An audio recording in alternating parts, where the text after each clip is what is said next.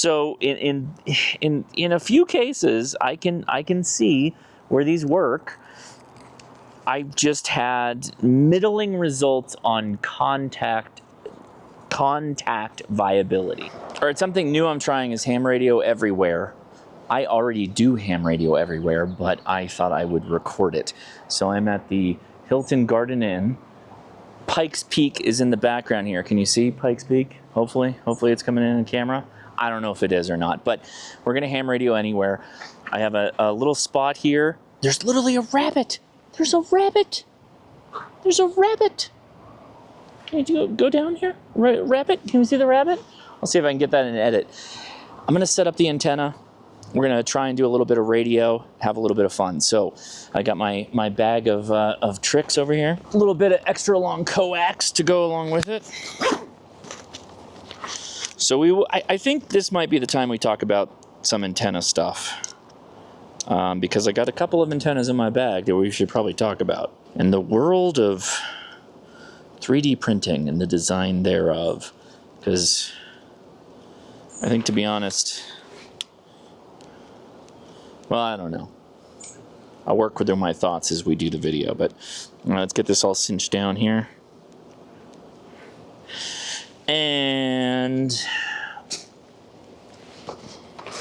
I got a radial wire peeking out here. So I'm going to set this up as a deep mount, right? Like we're gonna go super wide base.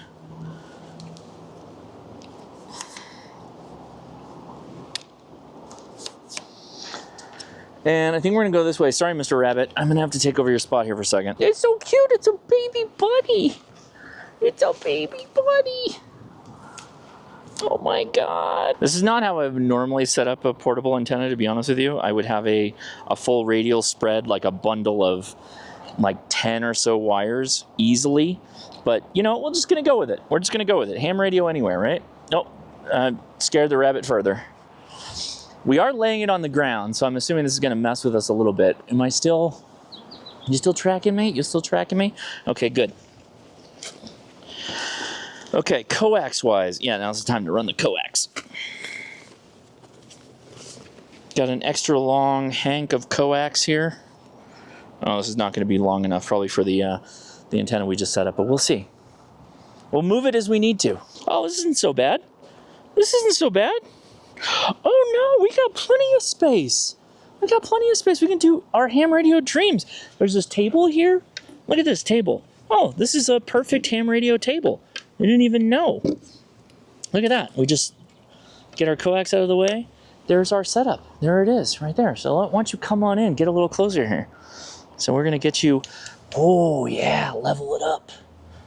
Level it way down. Okay, so we are here. So here's my key. Here is my computadores. Here is my QMX, which we are gonna, now that we know how to tune it appropriately, because we're not at 14,000 feet above sea level, and here's our battery. And we're gonna do some audio as well, so you'll be able to hear what's going on, but okay. All right, so we got that at 1.2 to 1, which is fantastic. I'm going to grab the USB cable, which I have permanently committed to this bag. There's too many parts to move away, run away, and go into another kit, which I'm so bad at doing, even though I have so many cables. But I fall in love with certain cables, and I'm like, this cable can do everything. Like this one and the green one, I love these so much. So I'm going to clip in here, and I'm going to clip into my computer. And I have an old-fashioned over there, I just remembered. So we're getting our computer set up. And I'm going to let's bring the camera around so I can show you the update process. Where are we? Let's go to S. M, I believe. Yeah, see, this grid is wrong. I gotta give an updated grid. I'll show you what I do for grid on the iOS. Maidenhead. So if I click here, DM78. So then I can go down here 5. Yeah. DM78. That's where I'm at right now. So now I've just locked in my grid. So if I go to S and I go to beacon, let's go to beacon on. Let's see if we can actually make some action happen. So we're now receiving. So let's see what it does. Let's see. We got a lot of signals on 20 meters right now. Oh, there's the waterfall. We got the waterfall. I can hear it through the, oh, there it is. I'm now calling. So we're going to go to PSK31. No. PSKreporter.info. Oh my God. KI6NAZ. Let's see if we're hitting the map. We're not. Oh, because it topped out. It just gave a signal problem. So that's what the S means there. Okay, so I'm going to disconnect. I'm going to restart. Let's restart. Let's go to, oh, and the SWR shot way up through the roof. I wonder why that happened. Okay, all right, hold on. Let's clear all the wires out of the way. Oh, interesting, because I had wires up against the, whoa, and then I touched it. Oh wow, it's fussy. It's fussy. Look at that. We're good now.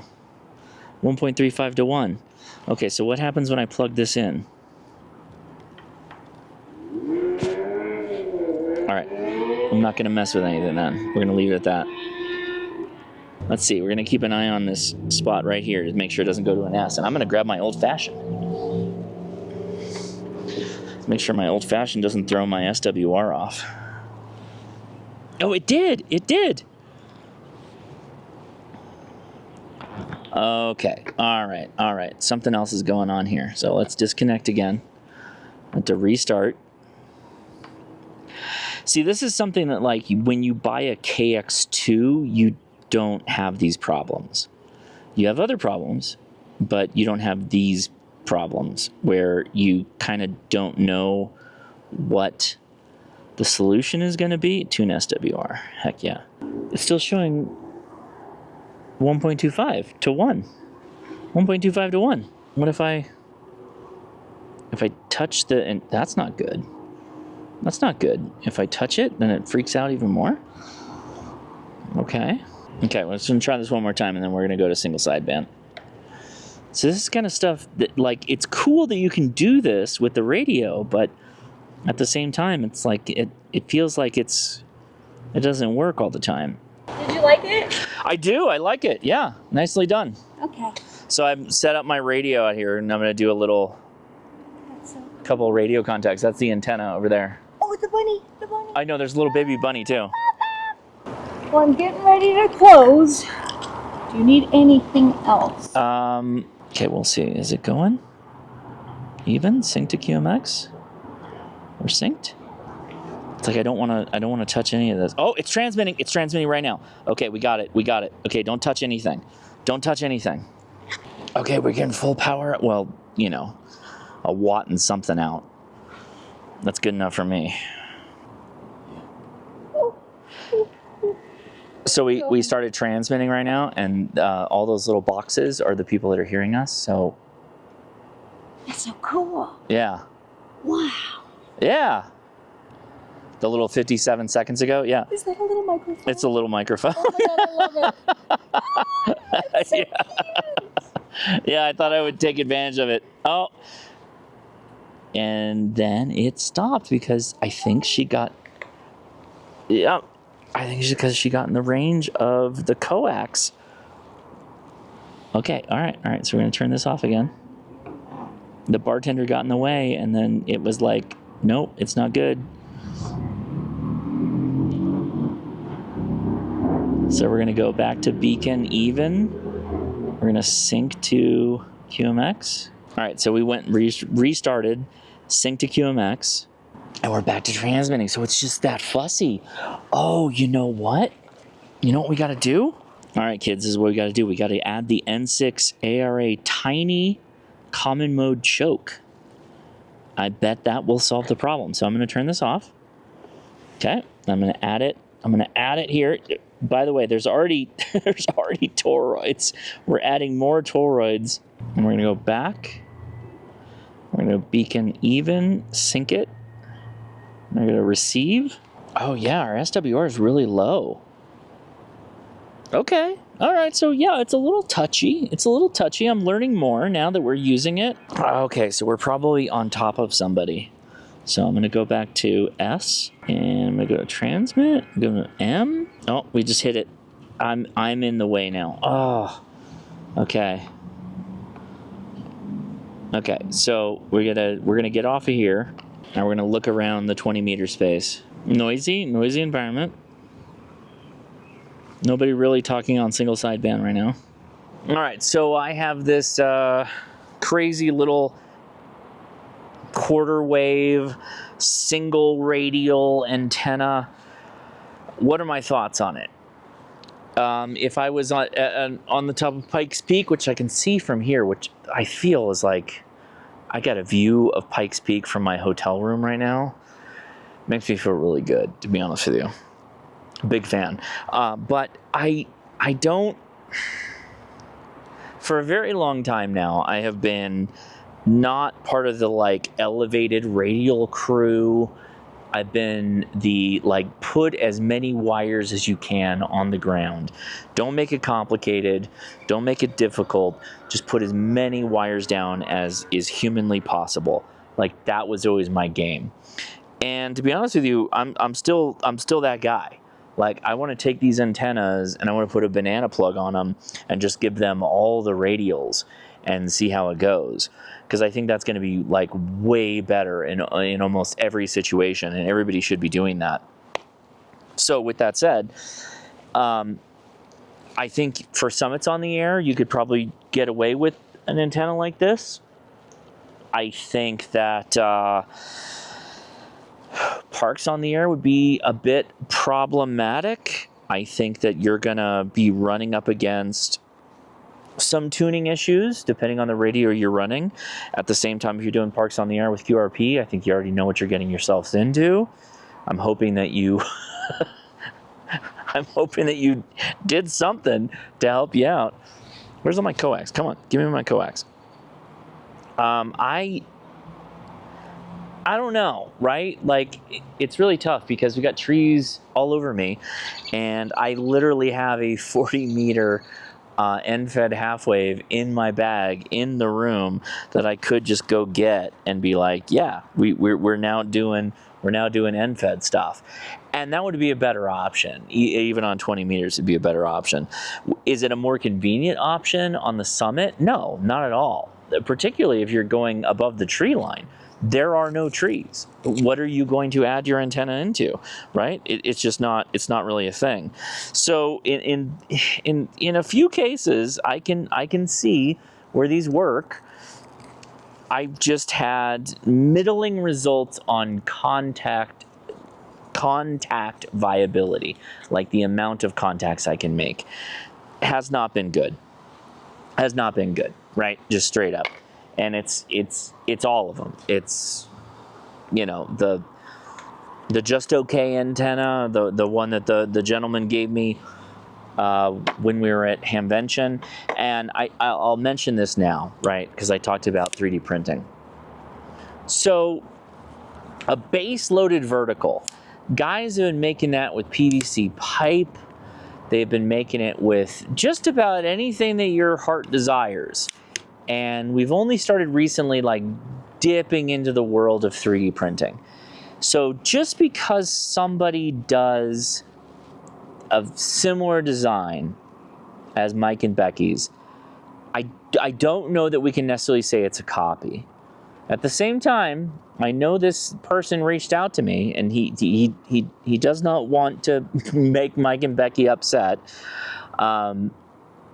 And he told me, he's like, hey, there were some design things that I think I saw in their antenna that I thought we could improve upon, and so I tried to improve upon it. By the way, the antenna is still not great, right? It's still not great.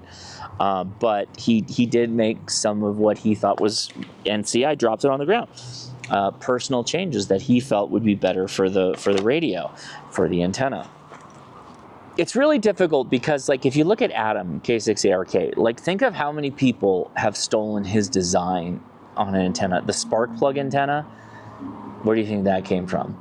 A number of other people who are now doing PCB with the toroids built into it. They're subtly changing it, but they got the nucleus of the idea from Adam. Adam created a kind of a revolution in the space of QRP radios with the UNUN right on the antenna adapter. And many people have taken that and they've ran with it.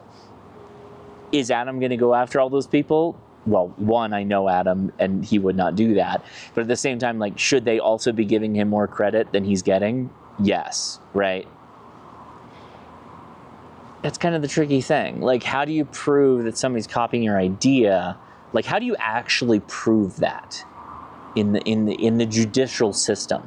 Like, where are we going with this? Is it just like me making a video saying, like, you made a copy and I don't like it? Now, the guy who made this, by the way, has a website, but there's no sale for this. You should go buy Becky and Mike's antenna. If you want an antenna like this, you should go buy that antenna. Their antenna, the just okay 20-meter antenna. You should go do that. They should also, actually, what you should do, Mike and Becky, don't make a second antenna for 40 meters. Just make a coil that slaps on the top of this, because you're going to use the same whip. I'm pretty sure you're going to use the same whip, right? If you're not, then okay, do what you're going to do. But just throw a coil on the top of this bad boy and go to work. I don't know. That's kind of my thoughts. Is everybody's copying everybody, particularly in the 3D printing space, and so go trademark all your stuff. Go get a copyright. Go get a patent. Go do all that stuff. You can't really do that.